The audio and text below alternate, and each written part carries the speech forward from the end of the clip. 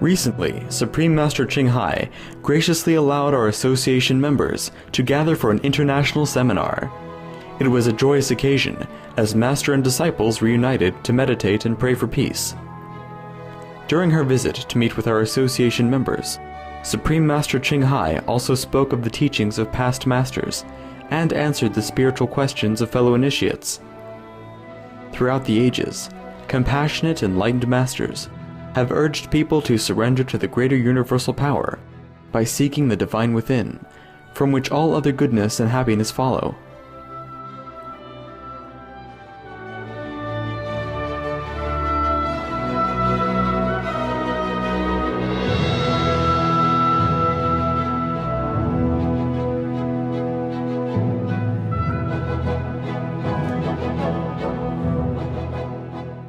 Everybody meditate well?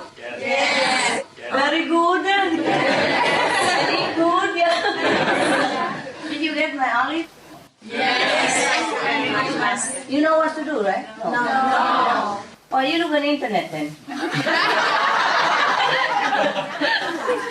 a little bit like that, you can make a 1 teaspoon oil out of it. Now you can marinate it. You have to soak in water for a long time. And every day change the water. And then boil it in salt water. And put it in a glass jar, not plastic. Glass the best. And then close it for 2-3 weeks and look in every day and say, come on. And then you eat. We have some olive oil we make, you know. But normally you have to wait 2 months until it becomes so clear like outside, like the one you buy in the market. But meanwhile, you can cook already, it doesn't matter. Just don't look as good as. And these olives, we make some marinade, like what I told you. Yeah. I think in internet you can find out how to. Soak the olive in the water for 10 to 12 days. You have work to do. In a glass jar. Changing the water every day. Just a little bit like this, water. You put it in front of your kitchen, so you remember change water every day. It's like flour, you know. Preparation, okay, now, for 1 kilogram olive. This is for 1 kilogram. To cover the olive, boil enough salty water at 10% to cover the olive in a pan for 15 minutes. Add a branch of thyme, few bay leaf, coriander seed, and a branch of fennel, if you want, huh? You don't have to put all this. Let it cool down and use the brine that you have cooked for the olive to cover the olive up to 2 centimeters above the olive in a jar. Let it rest for 2-3 weeks before eating the olive. I hope you can make it well. Okay, try it. I went to desert once. I went there to meditate for a while. Wow, it's a really nice experience. In the desert, the sky looks very near to you because it's very clear. All the stars you can count, you know? Yeah. The star look like you can touch it because it's so low. We feel like next to you. Funny, in the desert is different than here. You feel the stars are very close, but you don't feel suffocated, you know? Like the sky is next to you, you know, lower than the ceiling, like you could even touch it. At night it's so quiet, huh? And the star shines so brightly because there's no electricity. Nothing there. No house, no people. Only some rabbit. And the rabbit is very small. They're this small. My wrist. First I thought they were rats. Because they're so small. I thought they were rats. But later I looked carefully. Oh, they're rabbit. Because there's not much to eat there, so they're very small. I like the desert very much. I really love it. I did not want to leave. There's no water in the desert? Yeah, no water. But you go out and get water and bring it back. I was lucky because there was a public park nearby. Not near, but with the car it's near enough. I would go there, wash the clothes, wear simple clothes, wash it. And then bring some water home and cooking. Cooking is easy. You dig the hole in the sand and you put your pot on it. And you get some branches, the dry branches in the desert, everywhere, and you put it down there and it's cooked very quick. We use it to cook water, to bath, and cook food and everything. Yeah, very simple. I love simple life so much. Oh, that's heaven. That's heaven, I like forest, I like desert, I like mountain, I like river. Yeah. So if we just have a desert with a mountain and the forest, and the river running around, then I'd be happy. Yeah. Maybe we can find one like that, huh? The desert with a forest. And have a river running around. And have a mountain. So we can climb up and down, exercise. Yeah. I really love those people like that. You don't have to rely too much on man-made energy, Yes. Over there, we live simple. We rise with the sun and go sleep with the sun, And we take some branches. In the desert, there's no wood, actually, just branches. They're small like this, but they burn very, very good. Yeah. All you need is just a pot. You cook water, you cook soup, you cook everything in it. And you don't ever need electricity or anything. Yeah. You always have wood to burn. Just water is a problem. Yeah. Water is a problem. But in the desert, some of the desert, they have oasis, Yeah. With the water. And you're lucky to be near such a thing, huh? And then you can live forever. It's very nice to live simple. If you don't have responsibility, you can go like that, huh? But we are all very bound, very well already, yeah? All established already. If you don't have children or husband, then you have dogs and cats or birds, and they also keep you here. The best is to live in forest or mountain, or desert. Oh, I love it so much. I never feel as happy in the city as when I was in such a wilderness, desert or mountain or river.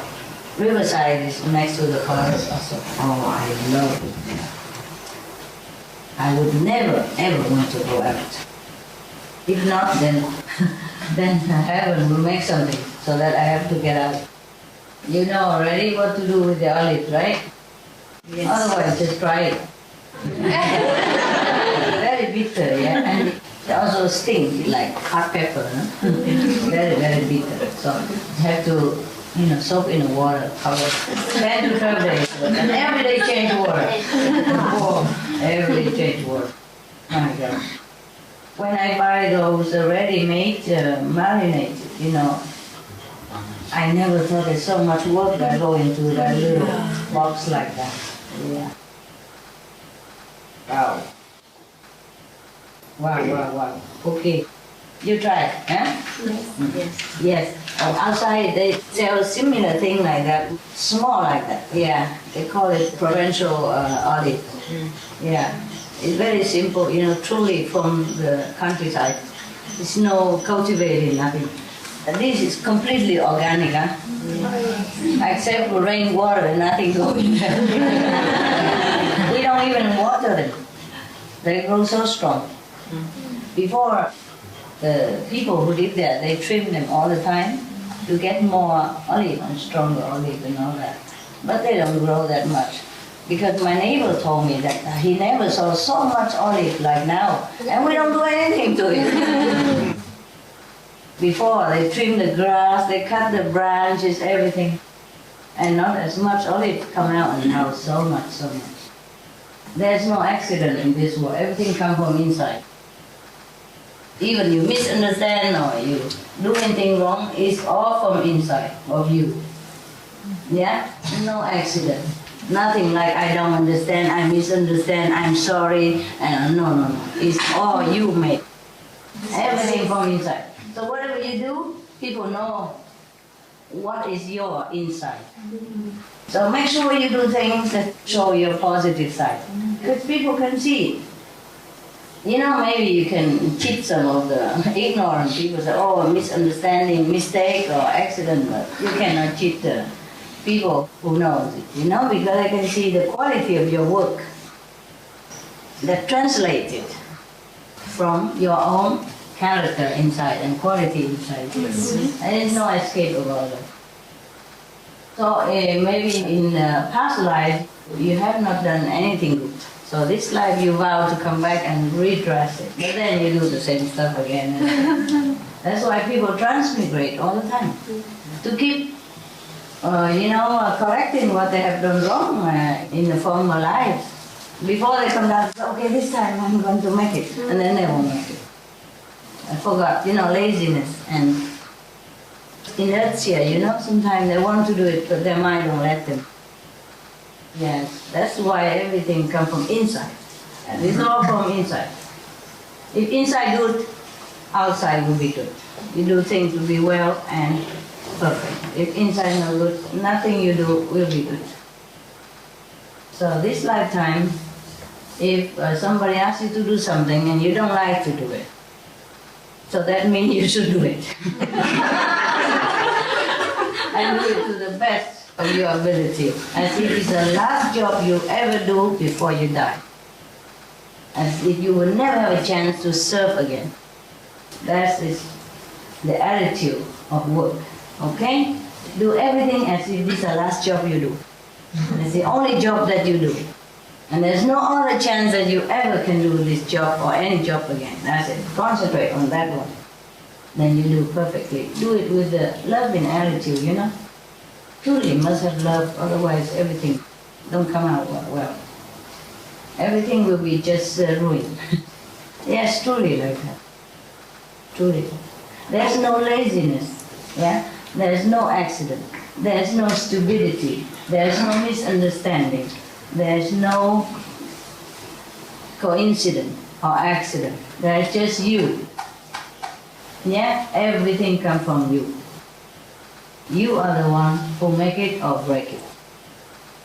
That's all I see. I tell you the truth, yeah? The naked truth. Nothing but you. Truly like that.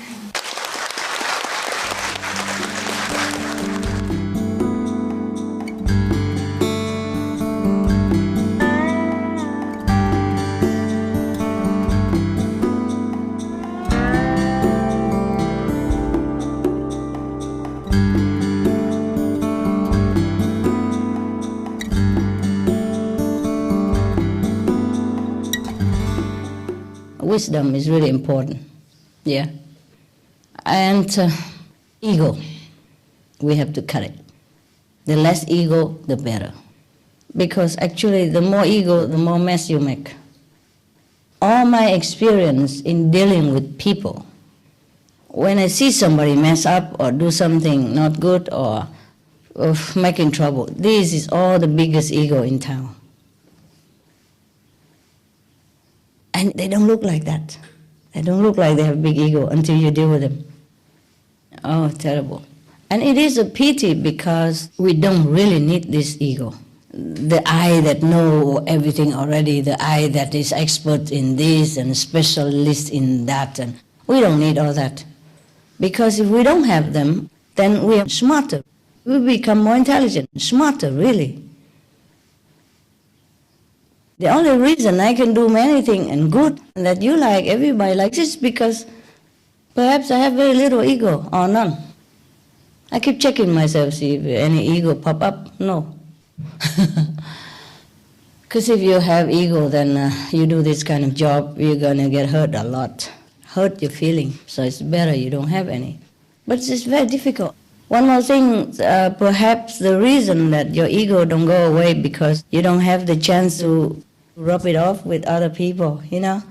Like nobody check you, nobody fix you, nobody tell you what's wrong with you because you don't do anything with other people.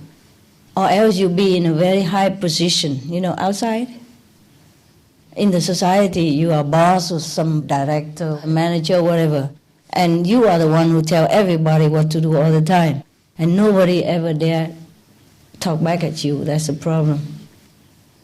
To trim the tree is not always good, but to trim ego is good. You know, we are not tree. Now, the tree, in my place I have a lot of olives, yeah. And normally, the people who lived there before, they trim the olive, you know, so short. I don't know why. Like that, they say, save water, maybe, huh? Or what? Anybody who knows about olives, tell me. Olive tree? No farmer here? Yes? Yeah, why do they trim the olive tree short? In the farm, not just for decoration. Why? Maybe to grow up better. They grow up better? Yes. Grow the better olive or better tree? The fruits. The fruit, huh? Ah, that's what I thought. On the contrary, I haven't lived there for a couple of years. We didn't even water them. We didn't trim them. I'm worried that the tree get hurt, you know. I really don't like to trim trees if I can help it. I let them grow. And this year, my neighbor told me he has never seen so much olives and so good in all the time he lived there. Long time already. He lived like more than 10 years, you know. And all the olives, he said, my God, so much, so much. We have problem harvesting. We don't have enough people, you know. And we have a machine and we make it ourselves. It's very nice olive oil that we make. It's very famous around here, you know. Here also. So it's not that always that you trim the trees is better. I don't trim the olive trees. I let them grow. They grow very fast. No water. Because I haven't been there for a long time. But this year they grow a lot of fruit. Oh, so luscious, look beautiful, and a lot of oil. Oh my God, so much fruit. So abundant of fruit. The olive tree must feel very happy, you know. And the mountain also, I make sure, you know. Because we don't harm them, you know. Whatever we can avoid, we don't even cut grass. In spring they grow, and in winter they die, and they become compost. And so we just let it be, you know, they grow by themselves. We plant, we don't cut them, we don't bother. Number one, we don't like to cut anything. Number two, we're busy. Yeah, busy. Even not busy, don't cut wherever, really not necessary at all.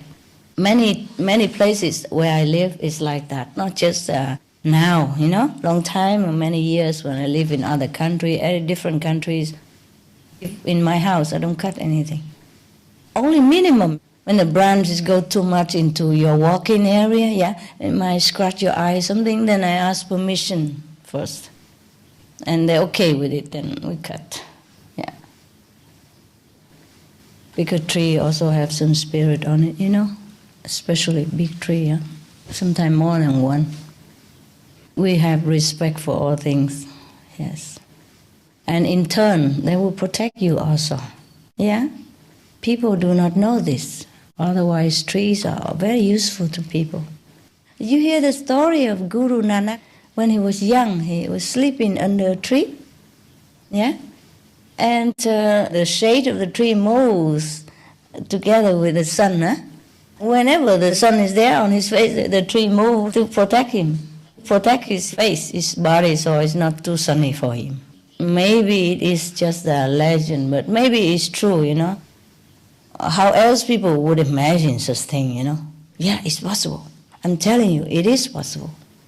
I remember when we were together a long time ago, me and the resident, we went to retreat in the mountain, very remote, and there's no electricity, just a river, you know, the mountain.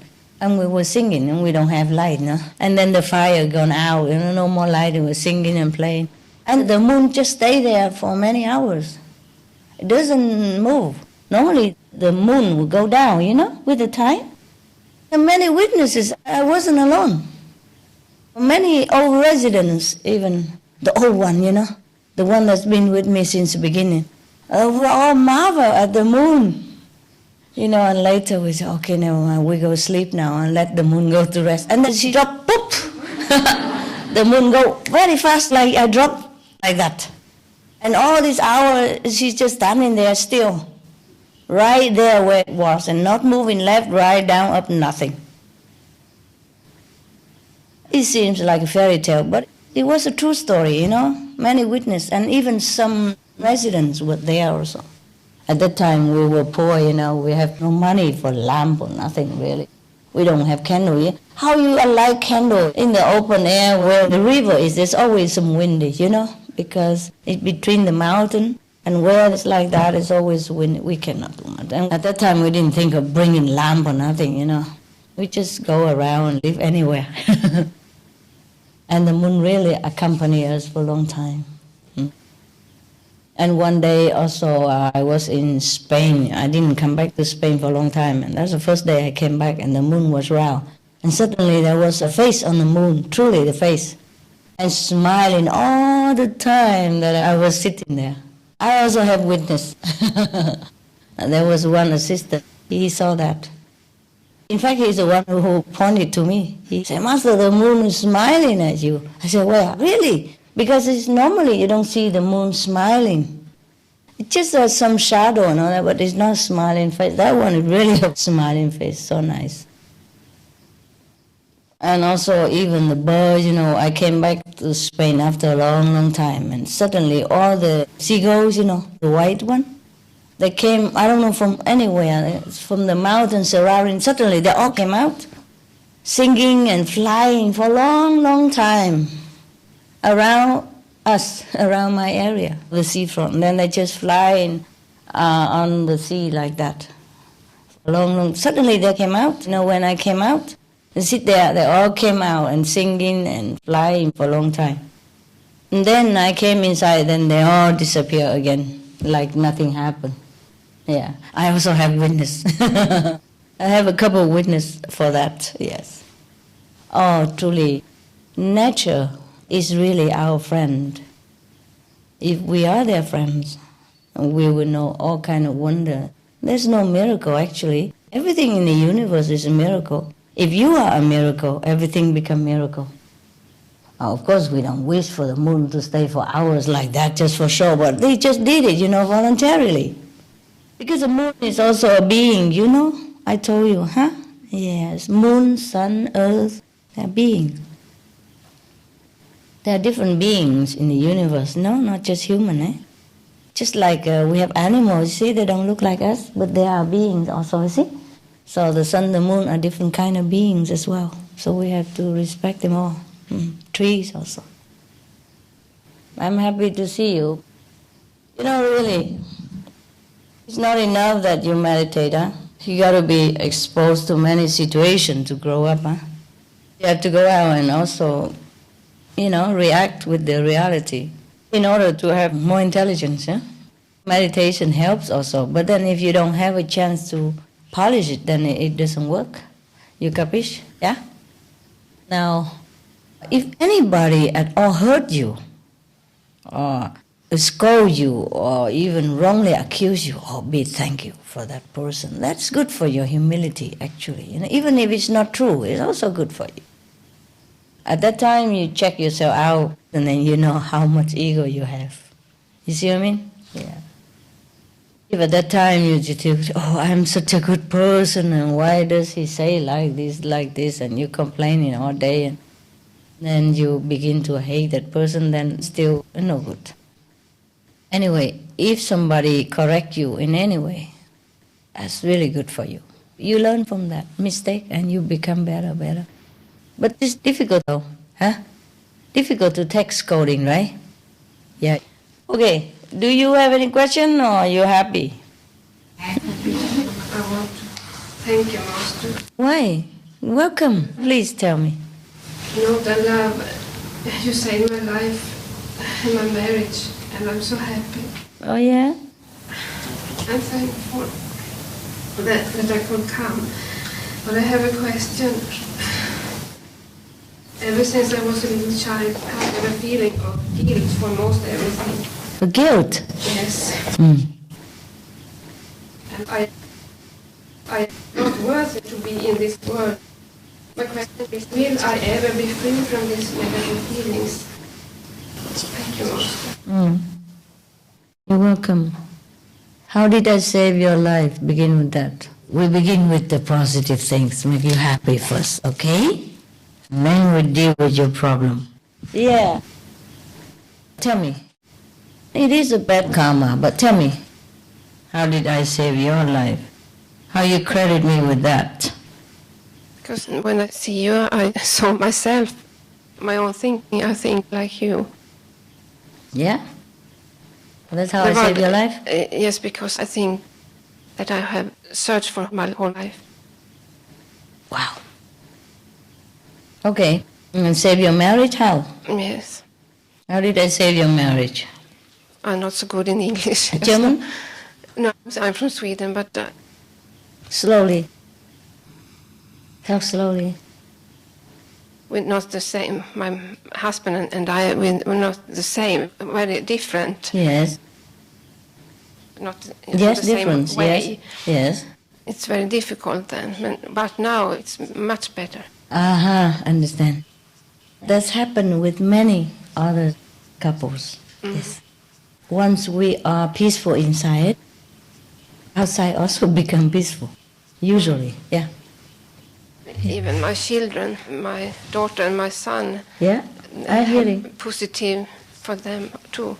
More positive? Yes, you say my daughter too. Wonderful. I like that.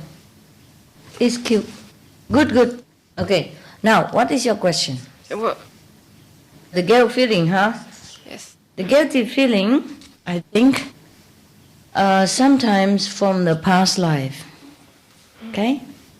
Past bad karma. So, you still don't feel any better after initiation? Yes. After meditation, I'm calm and happy, but in the physical life, I'm worried and I feel guilty and all. What did you do? Maybe when you were young something happened? Or somebody tell you something bad? My mother. Your mother told you that you're no good? Mm. Okay, I understand. That really is no good.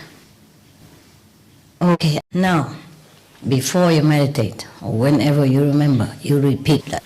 I am a child of God. Okay? That's all you tell yourself, nothing else. Because if somebody you trust and look up to and keep telling you that you're no good, of course, when you are a child, you're more impressionable, and that's how you remember it. You see, sometimes parents don't realize that they have anger outside or with their marriage, and then they put it on the child, and they don't realize how bad and how long-lasting the influence will be. Not every child has the fortune to have encouraging parents. Yes, and your parents had problem with themselves, and they put it on you. Don't take it anymore, okay? It's very hard to tell that my mother was not welcome to the world. Mistake that I come here. Oh, of course. But many parents make mistakes like that. But that's not your fault, is it? Because I come to the world I feel guilty. Well, no, probably she didn't mean that. She didn't mean that, okay? She didn't mean that. Sometimes people, if you have to come to the world, you come to the world. There's many people take pills, contraception, yes, to avoid children. And the baby still come out.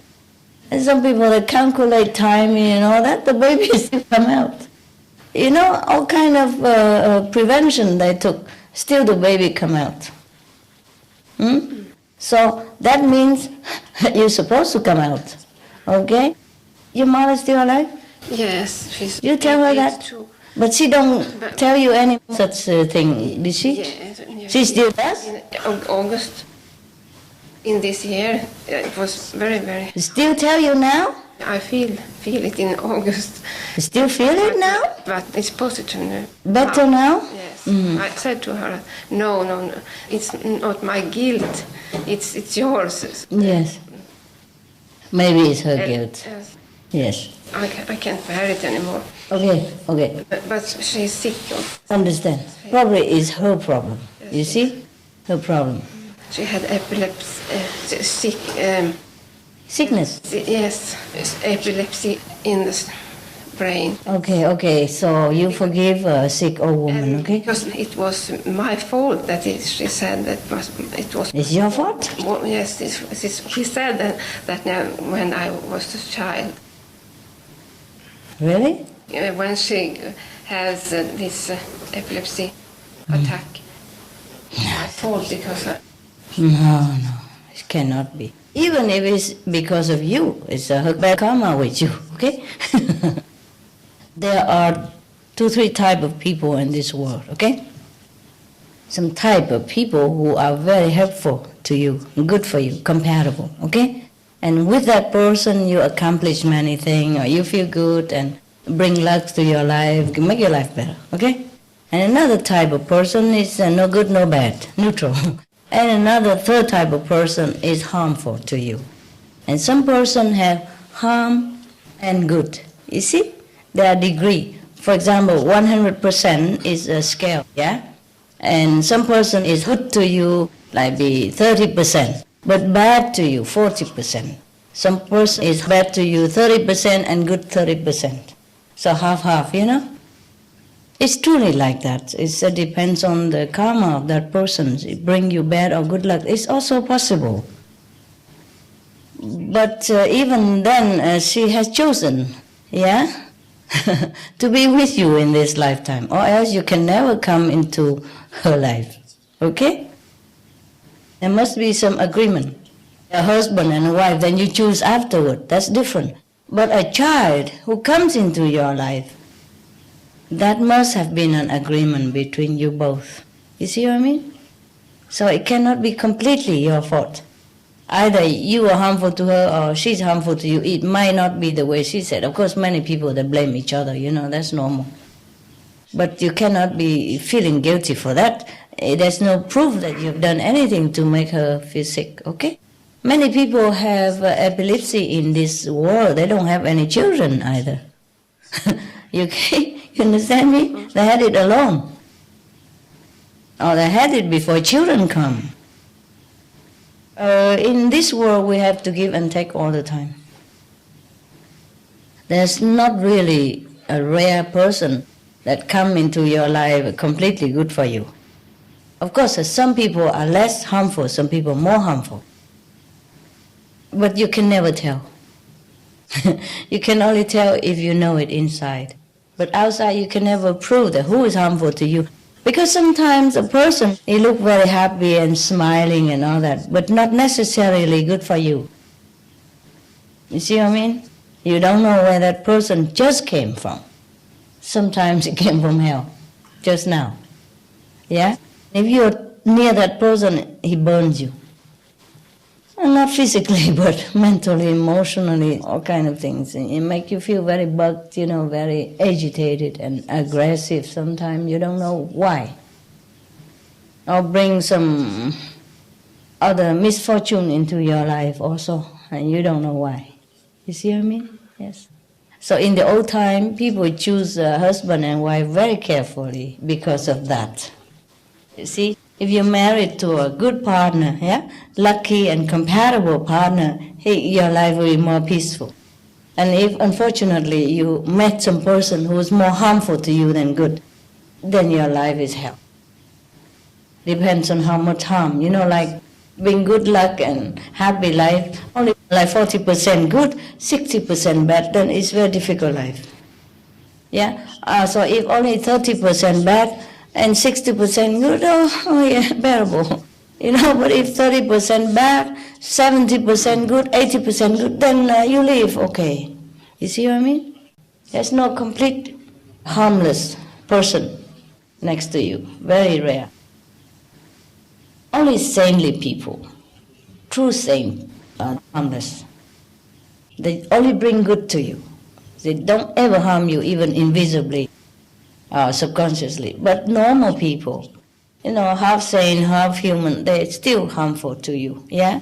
If they don't have the heart to change their habit or their way of thinking inside, they still can carry negative influence and can make your life trouble. That's why every country they tell you, choose your friends. Yeah? Right? Every country they say that. Oh, no. Yes. Tell me the company you keep and I will tell you who you are. Thing like that. Yeah. Choose your friends carefully. Rather have no friends than bad friends. But in this life, we could never know who's bad friend, who's good friend. Sometimes people seem to be very enthusiastic to us and try to be very helpful to us, but not necessarily. They are not necessarily harmless. No, they're not necessarily good for us. They help you a little thing, but they harm you a bigger thing. Sometimes you don't even know it. And they don't even know it. You see what I mean? It's a bad karma and behind. That's why I tell you, in this world, most of us are made blind, deaf, and dumb. We don't really know the truth behind anything. Sometimes we blame the wrong person. Maybe it's not you who make her sick, but she's making you sick all your life now, psychologically sick. So who is bad for whom? I don't want to say anything, but even if you make her sick at that time, she make her sick all your life, so it's equal, huh? Isn't it? But I'm stronger now. You feel stronger now? But these feelings don't go out. Don't go away yet. These feelings come up all the time. Okay. Guilty feelings. So every time you feel like that, you say, no, it's not me, okay? You haven't done anything to her, have you? No. You haven't done anything bad to her except what she told you? No. No? Okay. I forgive her. Then you're good. Okay?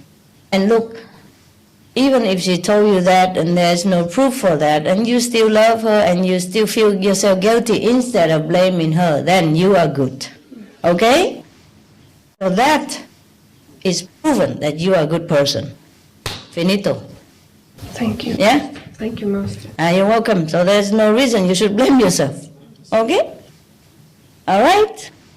From today, finito, no more. You're a good person. Okay? And I say so. Yeah. But I give you a cake, to prove it. A Chinese cake even. Here and some chocolate even. Your brother is good for you. Look at that. Come here. You eat all this, okay? It's just for you. Thank you. You're welcome. And you are very good, okay? Please, free yourself, okay? You're a very good person. Thank you. And I love you so much, and God loves you. I love you too so much. Don't worry about it. Okay? And I'll just listen and Don't listen to it.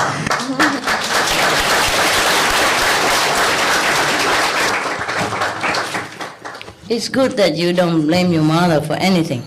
It's good for you. See, it's good for you. Yeah. Yeah. She's sick also. You see what I mean? Maybe a little imbalance, okay? So on her birthday, you bring roses, chocolate, okay? I like that I can say that I love her now. I couldn't say it before. That's good, yes. Just show your love, that's it. Nothing else, all right? Yeah. Take care of her because she's sick a little bit, yeah? Maybe that's why. She does not understand. Yeah, that's why, okay? That's why. She's not well, so she says something like that. It's like a drunken person.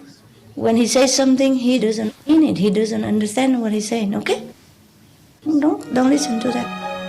Some of the tragic tolls of alcohol. 1.8 million alcohol-related deaths per year worldwide. Cost of alcohol-related illnesses, $186.4 billion in the United States, up to 210 to 665 billion globally. Disease. Higher amounts of alcohol increase the cancer risk. Even half a glass of wine daily increases the risk of mouth or throat cancer by 168%. Cancer of the liver, breast, colon, liver disease, cardiovascular disease, metal toxicity, brain damage, amnesia and dementia, brain shrinkage, organ failure, heart, liver, kidneys, stomach, pancreas, eyes, birth defects, mental retardation, fetal alcohol syndrome, stunted growth, facial deformity, sudden infant death syndrome, miscarriage, alcohol-related violence, child abuse, 50% of cases, violence toward loved ones, 30% of cases, violent acts, 40 to 80% of cases, suicides, 20 to 50% of cases, plus more. Recently, I came back from Chechen Republic. Chechen Republic. I came over there in order to hand over your donation for the victims of the earthquake. During my meetings with Chechen people, they asked me to transmit you a lot of thanks for your love, your compassion, your mercifulness. And I do it with my great pleasure. I know. Thank you, Master. Thank you to you that you Thank even you, go Master. there. Okay? Yes. And we can go there now because it's more free. Probably before we couldn't even do that, no? So the war is getting better in any case, yeah?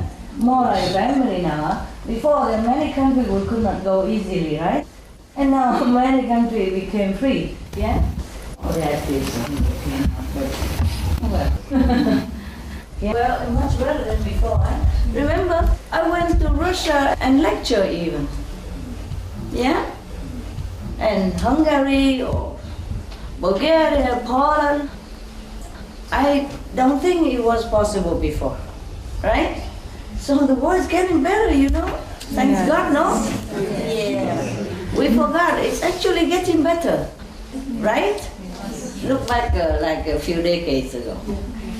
Yeah, even the West Berlin is going to come to the East Berlin without having trouble or without hassle. And now we're free to go anywhere. Holland become European Union. Remember? Bulgaria, Hungarian even. Who would think of that a few decades ago, yeah? Even over decades ago, it's not possible. So we have to be happy with the change that we have, yeah?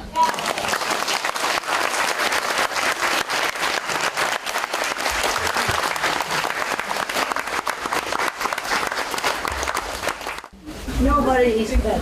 Oh, okay, nobody is bad. Just ego is terrible, terrible. Oh, ego is terrible thing. So there's a problem with ego. Ego is worse, terrible. It is that if you listen to this ego too much, you forget yourself. You forget your great self, your intelligent self, your wise wisdom self. That is the only problem. And it's a pity if you keep listening to the ego like you know too much and all that. Then you don't know your real self. Yeah, it's not just about arguing and wasting time, wasting money. This is a problem. But this is not the main problem. The main problem is the ego separates us from our true self, from the one who truly knows everything. And if we just think we know everything about this world, then we don't know ourselves. That's the greatest problem with the ego. The ego is the greatest enemy. And sometimes the ego destroys a marriage, destroy a relationship, destroy friendship, destroy the love between mother and son and father and daughter even, because of the ego. Because the ego causes conflict all the time. Doesn't want to do anything that is pleasing to the mother or father or pleasing to the partner. Just want to do the thing that causes trouble, you see? And day after day like this, if a partner always causes trouble, then of course the relationship kaput. You cannot remember anything but bad things about each other. Bad souvenir, bad happening, bad event, bad result, anything never good. So of course the relationship cannot live this way. The marriage cannot continue. This is just physically speaking. Talk about the spiritual level. Of course you even far away from yourself. If you cling into your worldly know-how a little bit, even you don't even know enough and you think you know a lot, and you just cling to that and then you don't know yourself. See what I mean? It's very difficult for me to explain that. I don't know if I made myself clear. I just know it very clear. It's just the word language, very difficult. You understand what it is? Yeah? Whereas if you don't have this guy standing in front of you, yeah, then you look right through yourself, you know it. For example, okay, if you have something in front of you, like even just a thin curtain, you cannot see yourself through the mirror. But if that thin curtain fall out, then you can see yourself clearly. This is the ego problem. It just stands between people.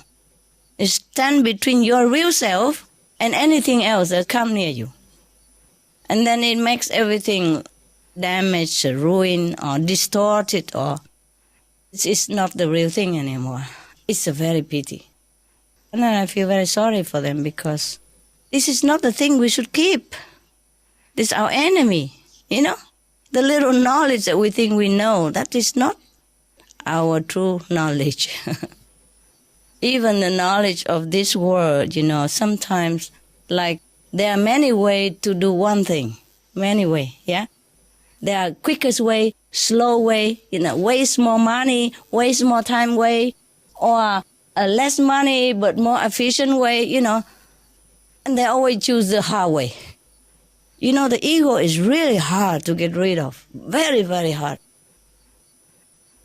And it's ruined many things in this world. It causes war, yeah. It causes death and enemies and hatred and ruin of nations even because of ego. The people who has no ego never want to war with anybody, truly, because they can see through the useless of things. So ego is the worst enemy of everybody in this world. And animals that don't have ego. Dogs don't have ego. I mean, of course, there are one or two who are bad because they breed them in a bad way. They're forced breeding and they sometimes inbreeding, you know what I mean? Like a brother and sister together and they force them to have relation with each other. It's not natural.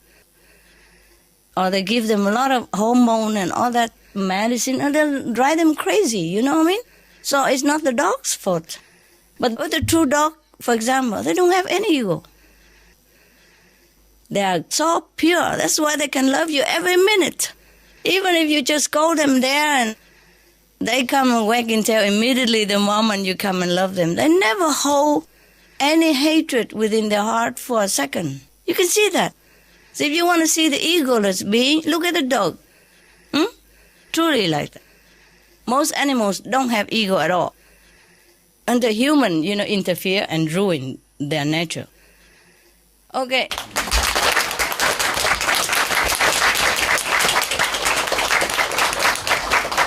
That's the problem, We, human, not only ruin ourselves by our little so-called knowledge of the world, but we ruin also nature, and we ruin also animals. We force them into crazy, behavior. Truly like that. I observe it all and I know it. It's the truth. I'm not just telling from books. It is like that. Yeah. Okay, I love you.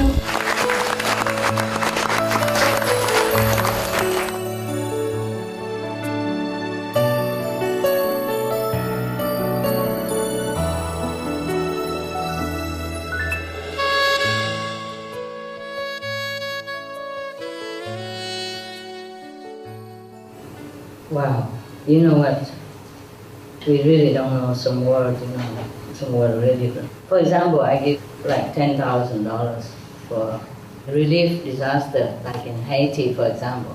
And it's like 10 times more over there, the equivalent. That means over there, they can buy 10 times more supply, 100,000 or 200,000 sometimes. Depends on country, huh? We really don't know the value of life in some countries. Just for example, and many other places like that.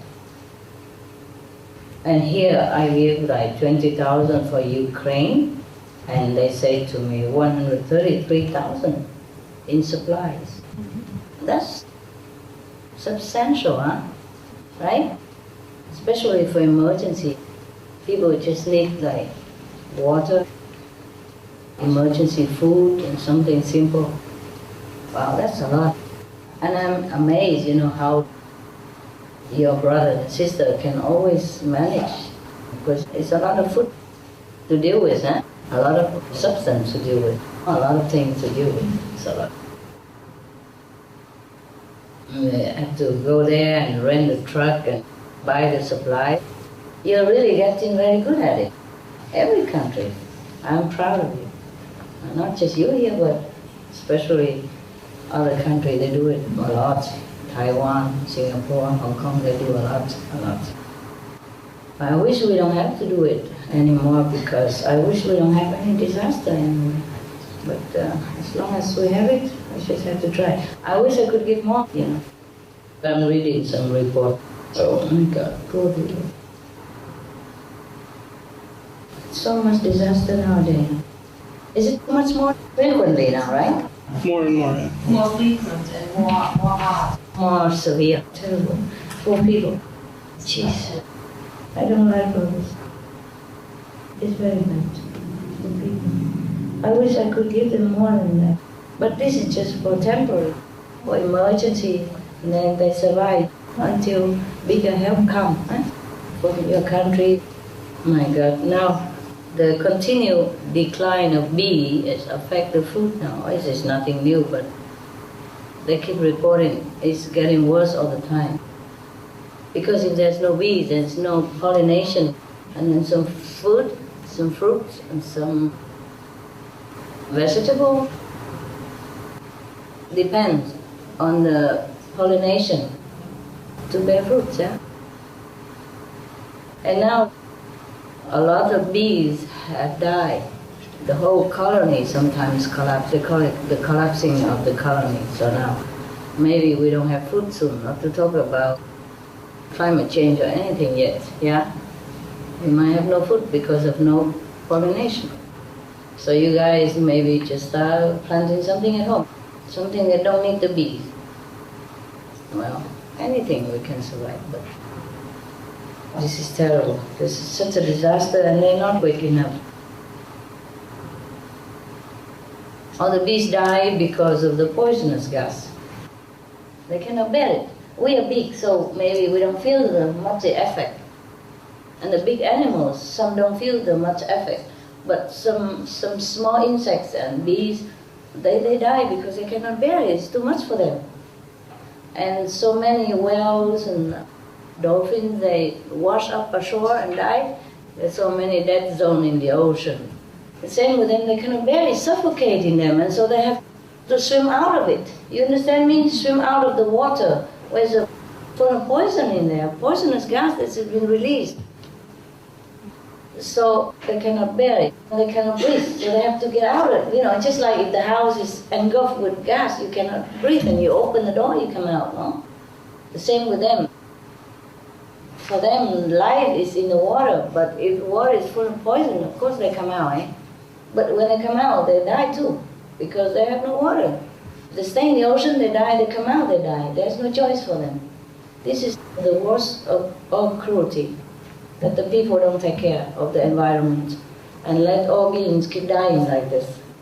Just to be vegetarian, how difficult can it be? Is it difficult? Even if it is, this is the only choice we have to survive. And why not? Even the dolphins have to swim out of the ocean because they think like that they can survive, even risking their lives. So why not we can just change to vegetarian diet? The strong chemical and pesticide they use for agriculture, which is not really necessary. If we do it the normal way, the natural way, we don't even need pesticide or insecticide at all. And they cannot bear all this, it's too much for them. Even humans, sometimes we eat the the food full of insecticide or pesticide, we also feel sick, no? Over the long period of time. But because we are big, so the sickness is not very grave, so we do not feel it right away. But over the time, it ruins our body function and damage the cells and all kind of things, make us sick. Sometimes we get sick right away, but most of the time, because we're big, so we can kind of ingest it and some other way to clean it out. But then after too long, we also cannot bear it. Understand. Could you tell me how much of the ego comes from the opinions that I have stubbornly in my mind? The ego is ego, it has nothing to do with opinion. It's just because I experienced once when a lot of my opinions shattered and then it was very clear.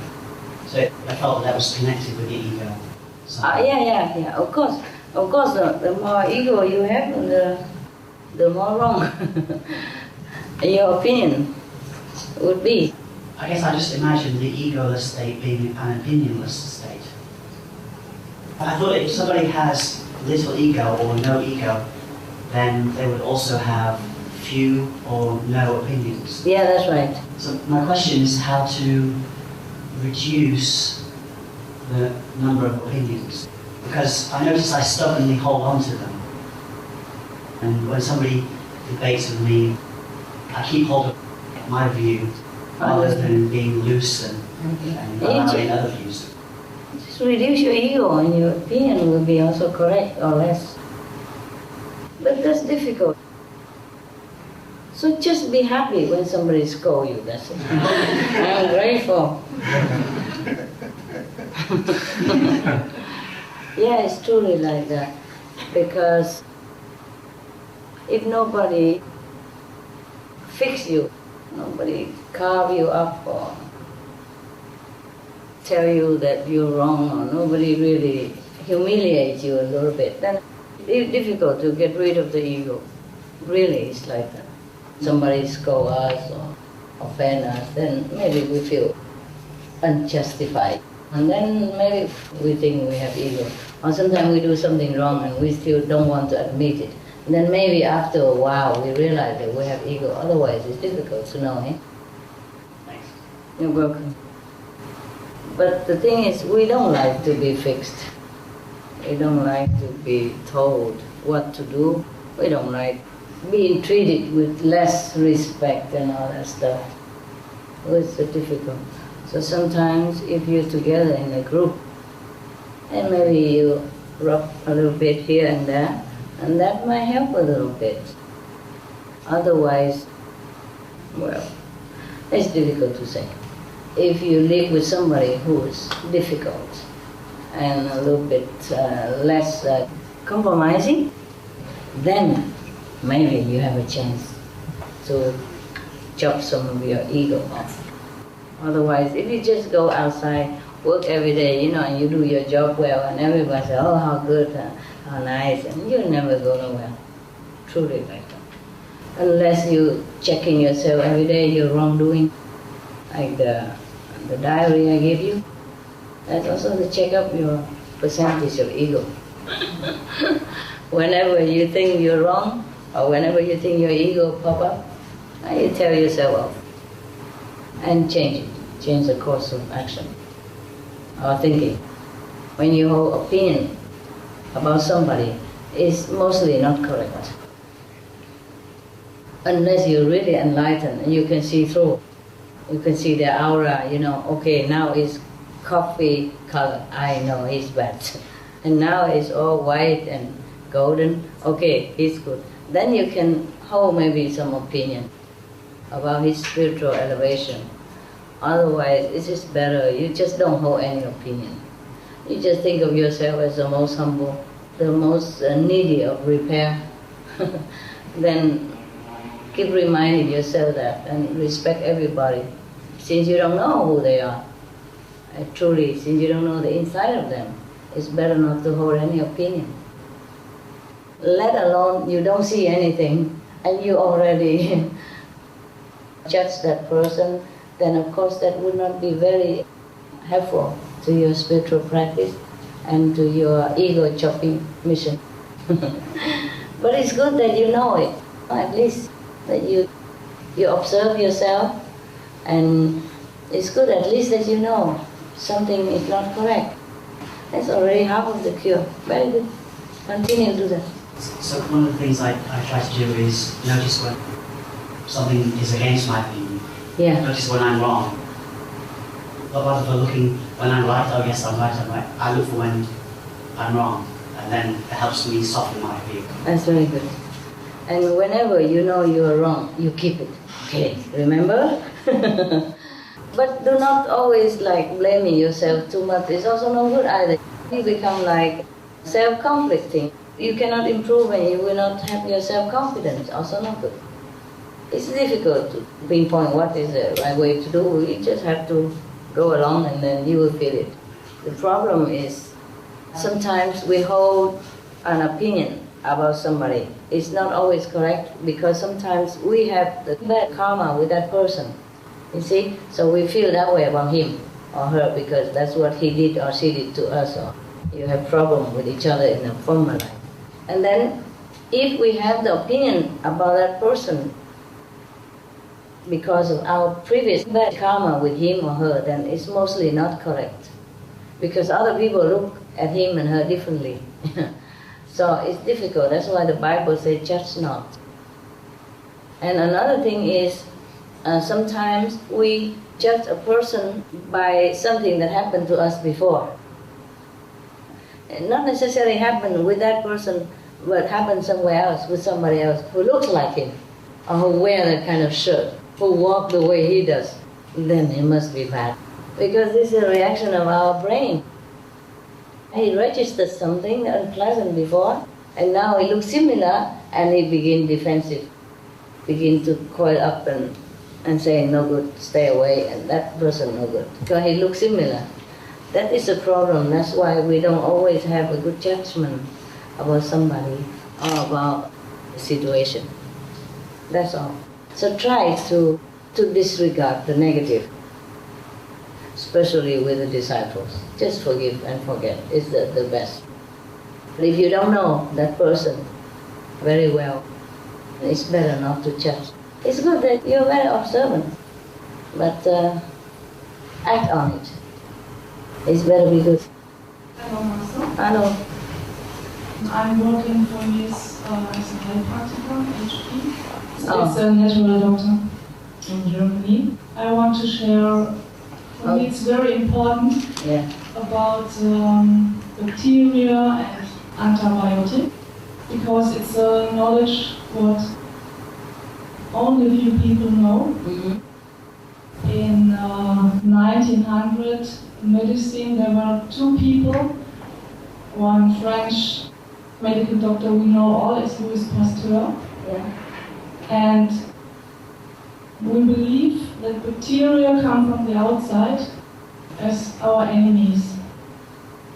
And it's just a simple truth that when we eat meat, it's dead. Yeah. And with one meal with meat, we take over 500 million bacteria inside. And with one vegetarian meal, Yes. non-cooked, Yes. we take 500 pieces of bacteria inside. Instead of 500 million.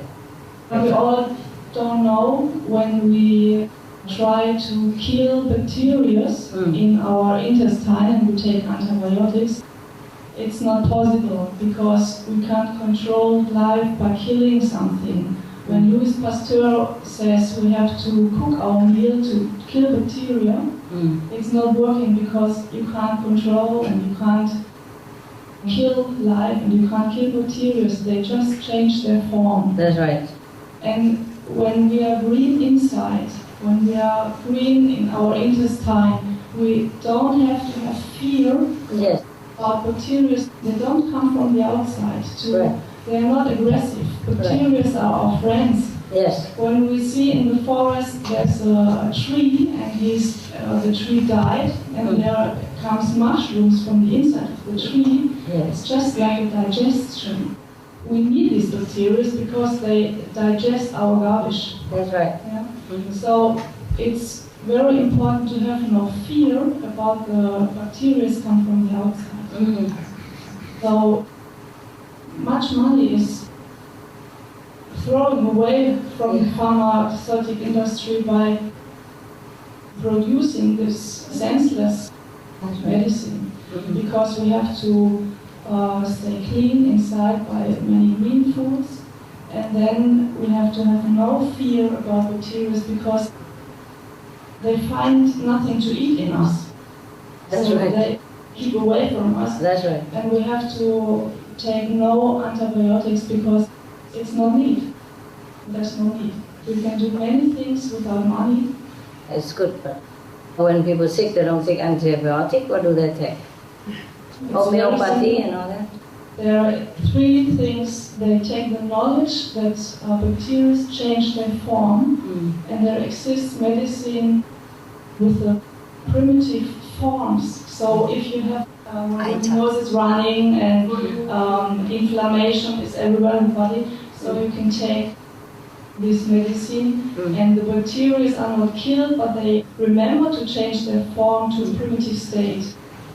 That's very good. Yeah, and there's something more, very, very simple. The people don't like to hear this. It's our urine. The Indian people, they use them. Yeah, and there are these primitive phases from the bacteria when you drink this in the morning. So the bacteria will change to another level, so they are not... don't hurt you. Yeah. I understand. The Indian tradition, maybe Ayurvedic or just traditional way of curing, even mentioned in the Buddhist Sutra, you use your own excrement and the urine even to cure yourself. But of course you have to know how and how much and how much. The body is regulated in this, and Yeah. it says in the Bible that Jesus, when he was in the desert, he should drink the water out of his own land. Maybe this was the first. His own system. Very good. I'd rather try something else, of course. But it's nice to know, in case you don't have any other medicine, then you have to cure yourself and save your life, no? It's good to know a lot of things, because right now the world is really in danger of shortage of many things. And the more things you know, maybe better in case emergency. I'd rather you don't have to use any of those, even, yeah, but in case you have to, why not? It's a recycling stuff, you know, what are you laughing at, huh? It should be good. The Indian, they use it all the time. Even Prime Minister Nehru, he admitted that he drinks a little bit of his urine every morning. It's just different. There was a report that one time all the doctors in England went on strike, remember? For a while, and at that time the checkup, the death rate is gone down. It's a true story.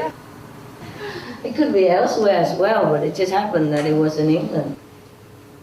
All right, thank you, sister. You were very good, informative. There's so many medicine that from the long tradition is surfacing now. Even all kind of alternative medicine. So maybe you have more choices. That's very good. Master, I saw something which made me really happy, and that was this thing in Hollywood. The companies? Yes, it was just so good. All the figures were mentioned, because that's exactly what people need to know, these figures. Yeah. So many kilos of grain mix, because people just don't know. Yeah. And also the actress who was the MC, and she had this apple, and she said, that's nature's fast food. You pick it and you eat it. How fast can you go? Yeah, she's very... And also that so many prominent people were there involved. Yeah. I somehow wished if something like that really would be like on the BBC or in some other, it would the impact because of what? Well, they can. They're welcome to take our information and air it. Or our program are welcome to be downloaded and used in any way. There's no need our permission, nothing. You saw that line all the time. Because people keep asking us whether they can download this permission. So everybody will know it is all free of charge and they can download and use it in any way that is beneficial to people.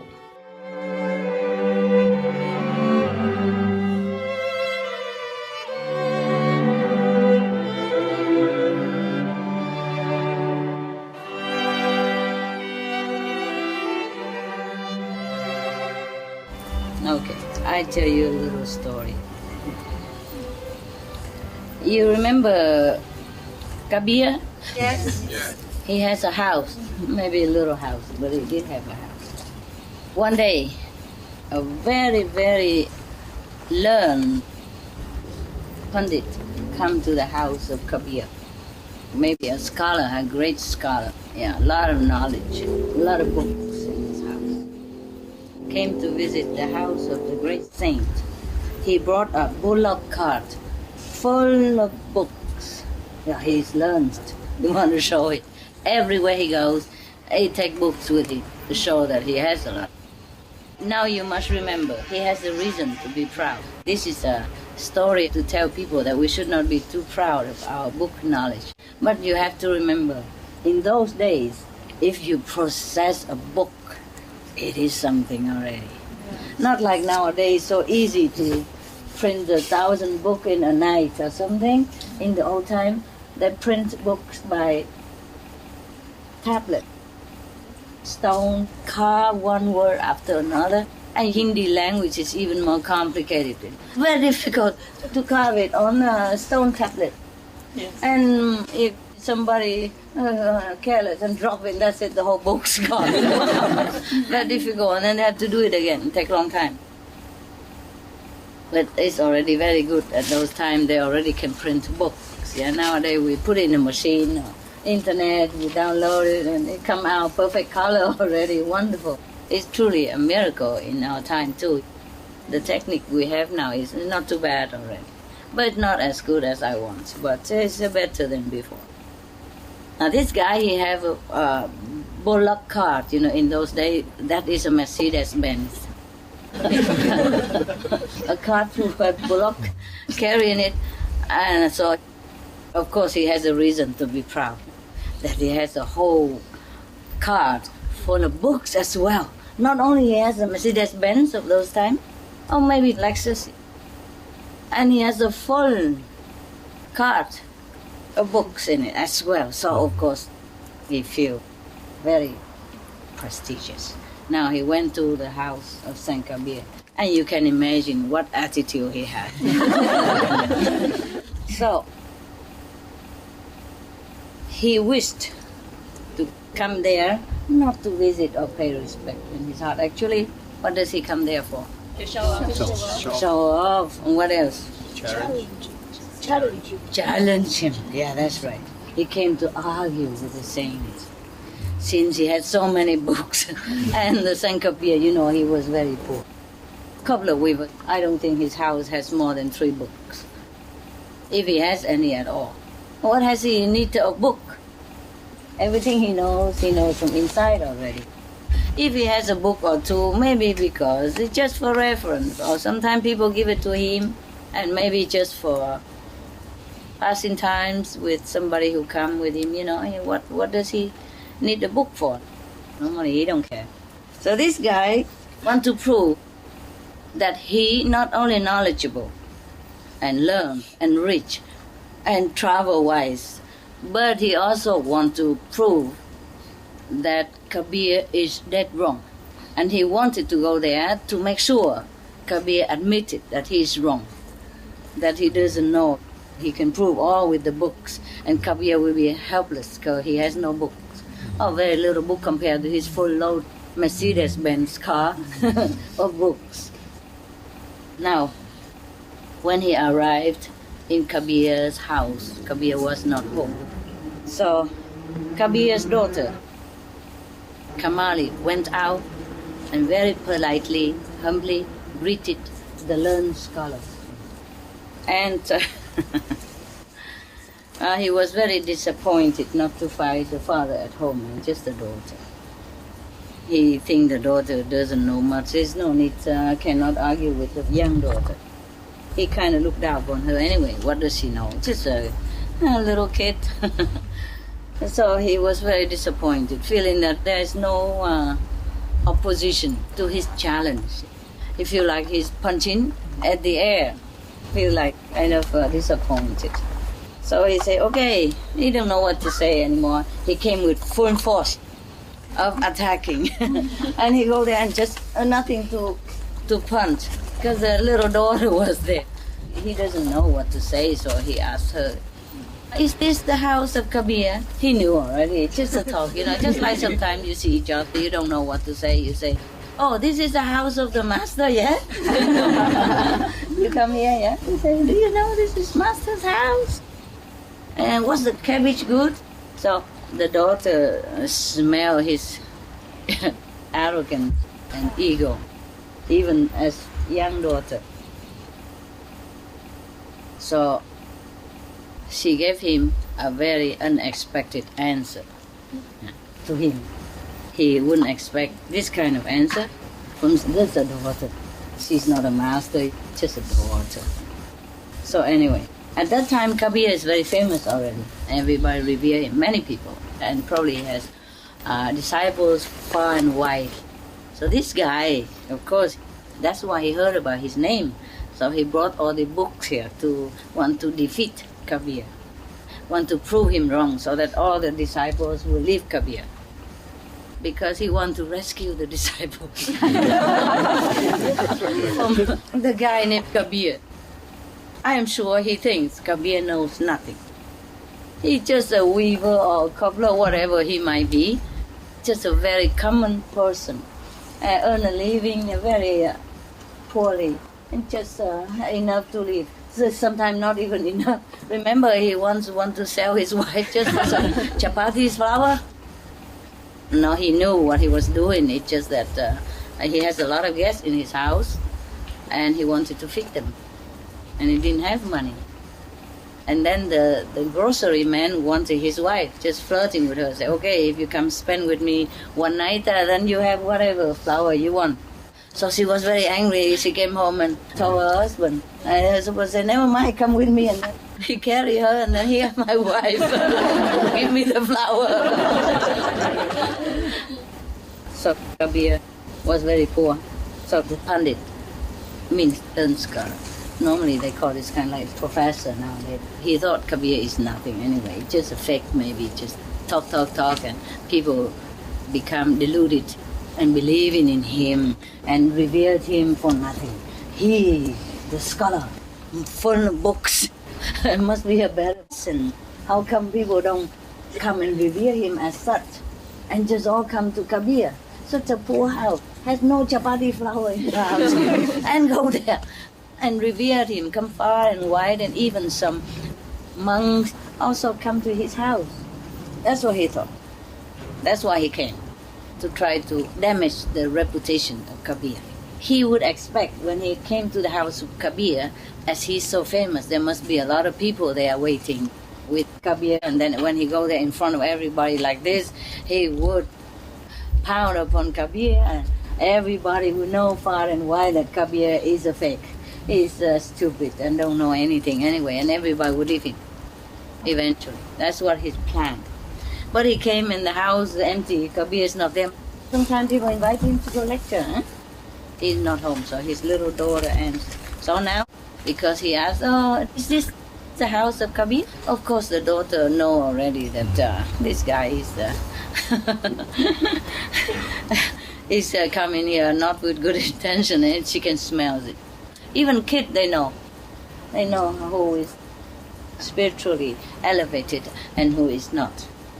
So the daughter said to him, no, learned professor, means knowledgeable Pandit, knowledgeable scholar. No.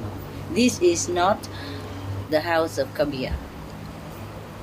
For his house is not known even by the gods, Brahma, Vishnu or Shiva. You regard Kabir as being his body. She's continued to lecture the guy. But you are wrong. He is not that body. It would seem you have not understood Kabir at all. Wow. She continued. Wow, the Pandit was all wide eyes and shocked and surprised and feeling a little bit kind of intimidated, because he's talking about something he probably doesn't understand a thing yet. So she continued, patient, she said, the real form of the saints is not the body they inhabit in this world, but in the name or essence of the beloved God, from which they emanate. During their lifetime, they preach the name, mean the true name of God, the essence of God. The name means God, it don't mean just the name. And ultimately go back and merge into that very power. Wow, daughter. Neither is this body theirs, nor is this world their real home. So she means the same, it's not their body. They just inhabit it, just like I'm staying in this little hut there. This is not me. And then she say that the real house of Kabir or of the saints is heaven. They just inhabit in the body so that they can preach and spread the power of the name of God for everyone. And then they will go back to their real home. Because this world is not their home. The body is not their body. Yes, that's what she said. So, even with all his intellectual vanity and spiritual blindness, this guy, he suddenly caught the glimpse of the truth of the little daughter was. So he thanked her and quietly escaped, taking with him the bullock cart full of books. Later, when Kabir came back to the house and he heard the story from his daughter, he exclaimed, yes, Kabir's home is on a peak. The path to it is slippery and difficult. The Pandit wants to drive there with a bullock cart full of books, where even an ant finds no foothold. I mean, the road to heaven is so difficult. And even an ant cannot climb. It's very slippery and it's very high on the peak of the mountain. Even ant cannot crawl. How would he try to bring the whole bullock cart books to try to climb the mountain, so slippery and difficult like that? It's just a kind of parable. It means the road to heaven, you cannot take books with you. You cannot go buy books. It's difficult to understand unless you are enlightened. We understood this, right? Yeah. At least that guy, he quit, no? Oh, he just saw the daughter talking like that. Oh, forget about the father. If a daughter can talk like that and he stayed there longer, he would just be humiliated. So he escaped quick with the bullock cart. I don't know how quick it was. He would have been better with the Mercedes-Benz, but at that time, I think he didn't have. He would have liked to run as quick as possible. This is the trouble with many people, you know? They think they learn a lot of stuff, and then they know it. But we know better, right? We know better. The knowledge, the true knowledge is not on both sides. We just read the book of God, but it's not the book that can teach us the truth.